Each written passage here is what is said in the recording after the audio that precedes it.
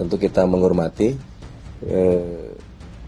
tetapi yang lebih penting bahwa saluran-saluran aspirasi itu bisa disampaikan melalui berbagai cara ya. Nah, kalaupun melalui cara penyampaian aspirasi demo itu juga tidak masalah. Yang penting semangatnya kami semua berharap untuk kemudian tidak menimbulkan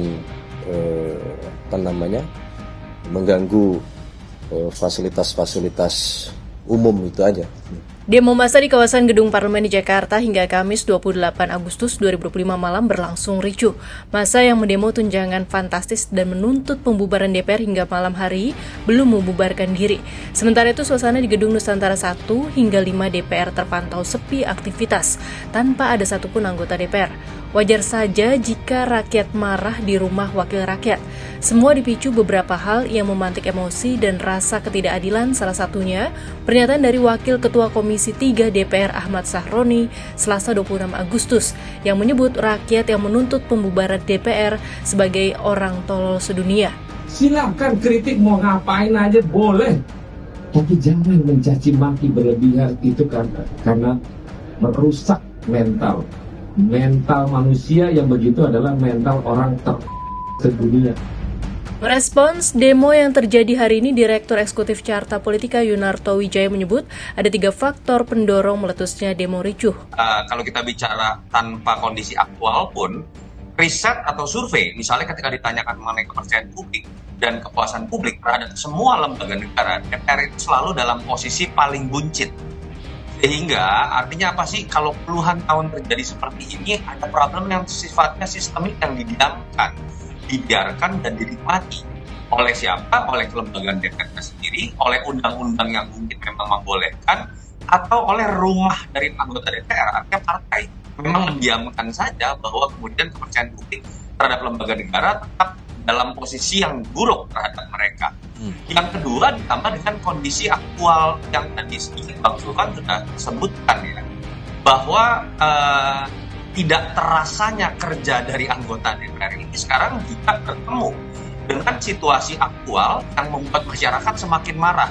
Apa sih, misalnya ketika kita berbicara mengenai banyak sekali perdebatan mengenai kok banyak sekali variabel pajak yang akan dinaikkan oleh pemerintah.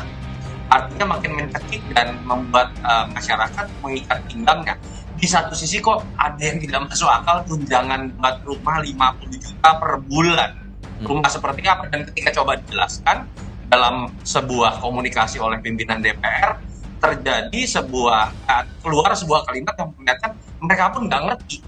Mereka nggak punya basis argumentasi yang kuat, dan mereka hanya menerima.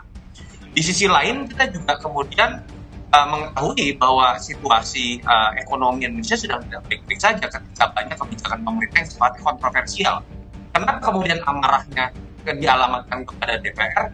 Karena memang dalam sistem bernegara yang benar, satu-satunya penyaluran yang bisa dilakukan oleh masyarakat ketika tidak puas, ketika keberatan, ketika putus asa dengan kebijakan pemerintah, ya DPR.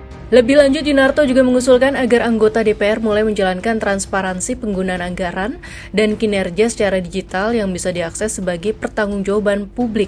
Kalau memang ada niatan dari partai-partai supaya tidak kemudian terus-menerus dimusuhi, termasuk anggota DPR-nya, dorong keluarkan instruksi untuk membuat transparansi melalui kanal-kanal yang memang di dunia digital itu sangat mudah untuk diinstruksikan untuk dibuat oleh setiap anggota DPR.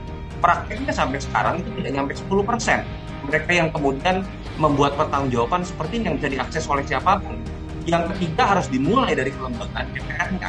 Ketika kelembagaan DPR sendiri tidak pernah mentransparansikan dengan baik kerja-kerja legislasi, pengawasan, dan anggaran dari anggota-anggotanya, bagaimana mungkin kita berharap bahwa ada niatan dari individu seperti itu. Adapun sorotan terhadap gaji dan tunjangan anggota DPR ini bermula dari pernyataan anggota DPR dari fraksi PDIP TB Hasanuddin yang mengatakan gaji bersih anggota DPR bisa lebih dari 100 juta rupiah per bulan. Kenaikan tersebut terjadi karena pada periode 2024-2029 anggota DPR tidak lagi mendapat fasilitas rumah jabatan, tetapi diganti dengan tunjangan perumahan sekitar 50 juta rupiah per bulan. Belakangan terungkap bahwa penghasilan seorang anggota DPR berpotensi mencapai 230 juta rupiah per bulan. Hal ini didapatkan dari data yang diolah Forum Indonesia untuk Transparansi Anggaran atau FITRA dari Daftar Isian Pelaksanaan Anggaran atau DIPA, Dewan Perwakilan Rakyat DPR 2023-2025. Pada Senin 25 Agustus, Wakil Ketua DPR Sufmi Dasko Ahmad mengklarifikasi bahwa tunjangan perumahan anggota DPR hanya diberikan sampai Oktober 2025.